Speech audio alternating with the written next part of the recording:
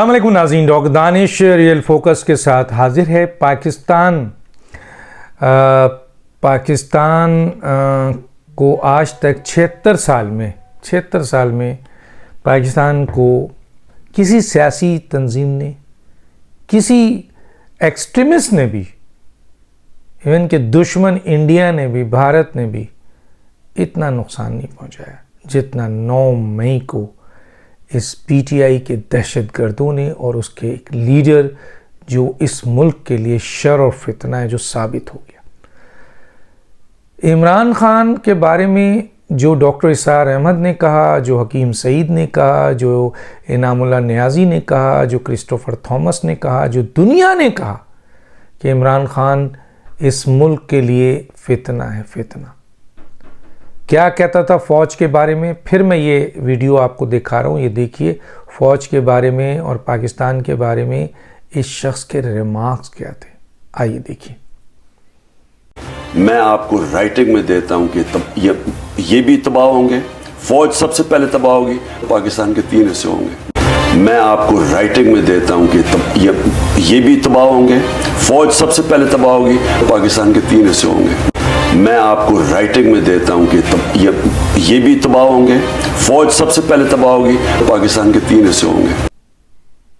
जी, देखा आपने कि फौज को सबसे पहले ख़त्म किया जाए, उसके बाद पाकिस्तान के 3 टुकड़े कर दिए जाए, क्योंकि फ़ौज जब ख़त्म होगी नाउज़ुबिल्लाह तो फिर तो ये इस जैसे दज्जाल जो हैं वो तो पाकिस्तान को तबाह करना आसान हो जाएगा इनके लिए। आप देखें कब से ये शख्स फ़ौज के ख़िलाफ़ नफ़रत पैदा कर रहा था लोगों में, और हम कह रहे थे कि एक ग्रोह है।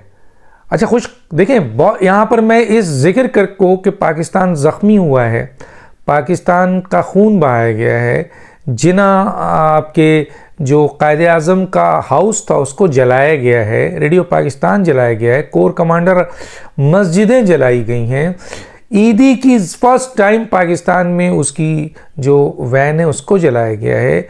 मसलन वो तमाम काम किए जाए पाकिस्तान की तारीख़ में नहीं थे। इतनी बड़ी बड़ी दहशतगर्दी भी हुई है लेकिन इस तरह के वाक़यात नहीं हुए। ये पीटीआई के दहशतगर्द और ये आपके लोग कहते हैं कि शरपसंद, अच्छा कुछ लोगों ने कहा शरपसंद है। शरपसंद ये शरपसंद थे जिनकी ऑडियोज़ आई है जिसमें इनके अहम तरीन लीडर्स जो हैं वो अपने वर्करों को बुला रहे हैं और कह रहे हैं कि चलो कोर कमांडर पे हमला करके जो वहाँ लूट मार किया, जलाया, मस्जिदें जलाई, वहाँ से चोरी किया, क्या क्या कुछ नहीं किया। उसके बाद आपने उनकी ऑडियो सुनी जिसमें उन्होंने किस तरीके से खुशी मनाई है पीटीआई वालों ने, पीटीआई की लीडरशिप ने।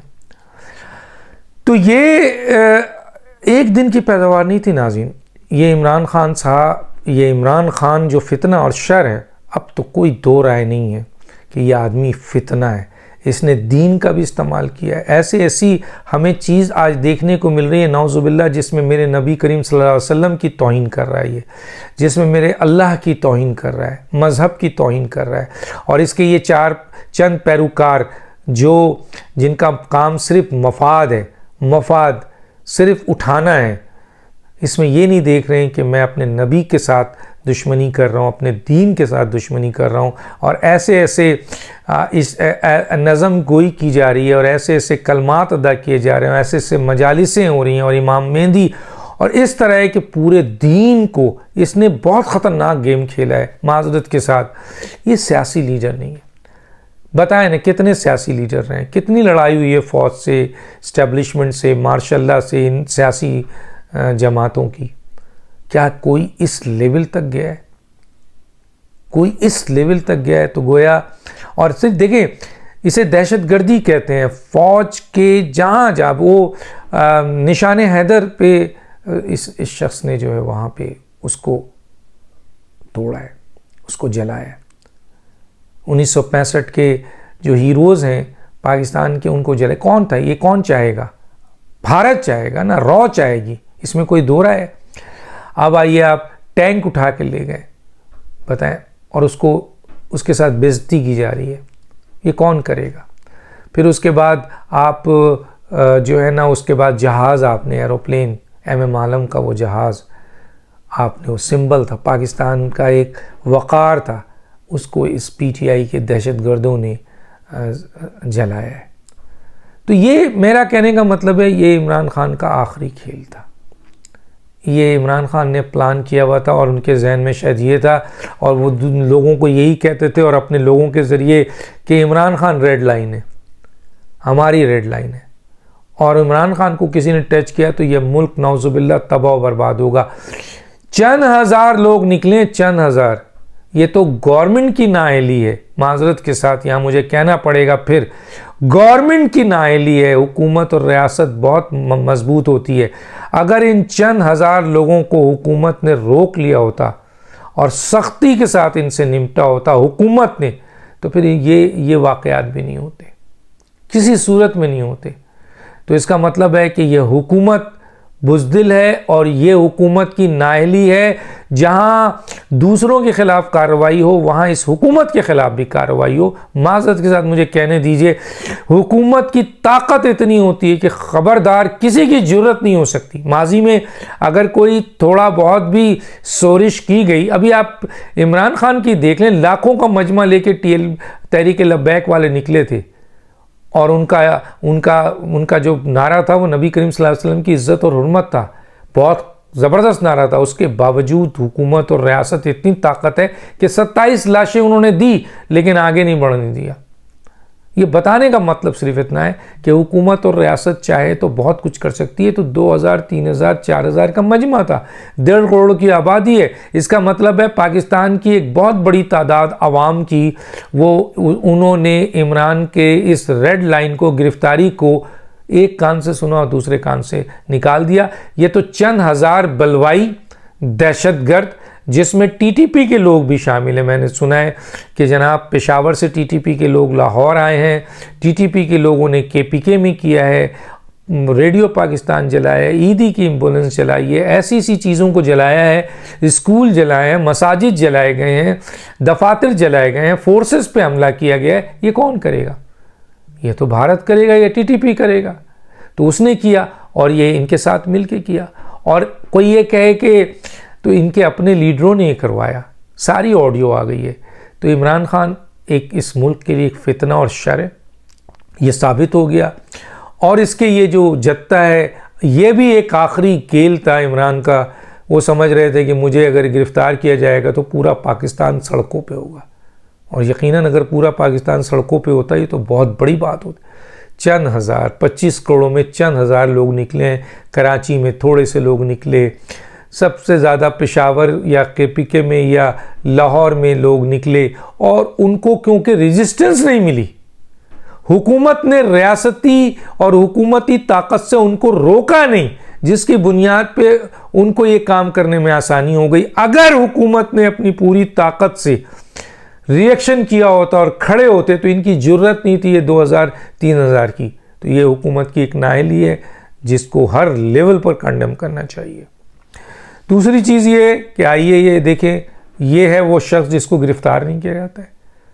क्या ये शख्स बोल रहा है? सुनिए आप, शेख रशीद, आइए सुनिए।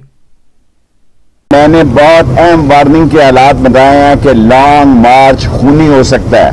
मुझे खौफ है कि इस्लामाबाद लॉन्ग मार्च खूनी होगा और ये साजिश के तहत इसके नतीजे खौफनाक हो सकते हैं। इसको कंट्रोल नहीं किया जा सकता। सारी दुनिया सुन ले, अगर इमरान खान का बाल बेका हुआ तो पाकिस्तान में खाना जंगी हो जाएगी, कोई महफूज नहीं रहेगा। अगर ये इमरान खान को गिरफ्तार करेंगे फिर इस मुल्क में कुछ और होगा। इस बेईमान, करप्ट, डिसऑनेस्ट, चोर, लुटेरे, डाकू, कमीने, बेईमान नाल हुकूमत के खात्मे के लिए निकलो, मरो, मार दो, जलाओ, गिराओ, उठाओ, बाहर आओ, लाठी उठाओ, नेजा उठाओ, लानत इस बेशरम हुकूमत पर। इस तरह नहीं, 1000 बार आपने कहना है, लानत इस हुकूमत पर। 1000 बार लानत इस हुकूमत पर। मत देखो फौज की तरफ, मत देखो अदारों की तरफ। मैं दयानतदारी से समझता हूं कि इस पाकिस्तान को सरहदों से खतरा नहीं है, इस पाकिस्तान को अंदर से खतरा है। मैं से असेंबली पे 1000 मर्तबा लानत भेजता हूं, लानत भेजता हूं, लानत भेजता हूं, लानत भेजता हूं ऐसी जमहूरियत पे, लानत भेजता हूं ऐसे वजीर आजम पे, लानत भेजता हूं ऐसे चीफ मिनिस्टर पे। मैं इस असेंबली को आग लगा दूंगा, इस मुल्क को आग लगा दूंगा, इस असेंबली को आग लगा दूंगा। जान देंगे, जान देंगे, जान देंगे। बाहर आओ, लाठी उठाओ, नेता उठाओ, जाती उम्र की तरफ मार्च करो। इनको महलों से खींच कर निकालेंगे, इनके कपड़े उतारेंगे, इन पे कुत्ते छोड़ेंगे। ये हमारी दौलत के लूटे हुए पैसे। मैं खुद सियासतदान हूं, जो सामने आए उसको उड़ा दो, मर जाओ, मार दो। इस मेट्रो के चोर को भी मेट्रो के ऊपर गोली मारी है, तर तर तर तर तर तर तर तर कि हम लड़े और नवाज शरीफ के महल को आग लगा दें। सुना आपने, ये पाकिस्तान जलाने की बात कर रहा है, ये खाना जंगी की बात कर रहा है, ये मारने मरने की बात कर रहा है, ये गोलियां चलाने की बात कर रहा है, ये तहस नहस करने की बात कर रहा है, ये पाकिस्तान और पार्लियामेंट को जलाने की बात कर रहा है। क्या हुकूमत इन स्टेटमेंट के ऊपर जो इसने वहाँ पर उकसाया लोगों को, क्या ये 9 मई 2023 को ये वाक़या नहीं हुआ? और अगर हुआ है तो फिर इसकी बुनियाद पर इसको गिरफ्तार होना चाहिए ना। इस शख्स को इबरत का निशान बनाएं, शेख रशीद को इबरत का निशान बनाइए। ये पाकिस्तानी अवाम का मुतालबा है, ये सिर्फ एक शख्स का नहीं। ये शख्स पाकिस्तान जलाने की बात कर रहा है, ये शख्स पार्लियामेंट जलाने की बात कर रहा है, ये खाना जंगी की बात कर रहा है। और वाक़या 9 मई में पाकिस्तान जला, खाना जंगी के हालात पैदा हुए। इनका बस चलता तो ये जो 2000, 3000, 4000 बलवाई थे, ये तो अगर इनका बस चलता है तो ये पार्लियामेंट को भी जला देते, ये सुप्रीम कोर्ट को भी जला देते। और यहाँ पर एक बात मैं बताना चाहूँ कि पाक फौज का बहुत शानदार रिस्पॉन्स रहा कि वो सामने नहीं आई।